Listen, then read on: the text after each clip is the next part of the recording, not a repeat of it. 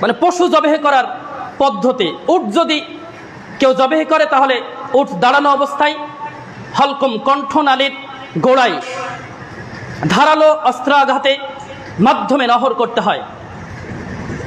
মানে দাঁড়িয়ে আছে, ধারালো অস্ত্র দিয়ে কণ্ঠনালীর গোড়ায়, আপনারা অনেকে হয়তো বা দেখেছেন যারা হজে গিয়েছেন, বা নেটেও আপনারা দেখতে পারেন, আমি দেখেছি, নেটে দেখেছি যে কিভাবে করে। আর গরু, ছাগল, ভেড়া, দুম্বা এগুলি যখন জবেহ করবে দক্ষিণ দিকে মাথা দিয়ে বাম কাতে ফেলে যিনি জবেহ দিবেন তিনি কেবলামুখী হয়ে বিসমিল্লাহি আল্লাহু আকবার বলে কুরবানির নিয়তে তিনি জবেহ দিবেন, পশুর গলায় ছুরি চালিয়ে দিবেন। এভাবে করে কুরবানি সম্পন্ন করবেন। এখানে একটা বিষয় বলে দেই, অনেকেই মানে ওই যে দিক ভুলা হয়ে যায়, অনেক সময় দক্ষিণ দিকে মাথা দিতে পারে না, অন্য দিকে হয়ে গিয়েছে, এতে সমস্যা নেই। তবে আমি আপনাদেরকে বলেছিলাম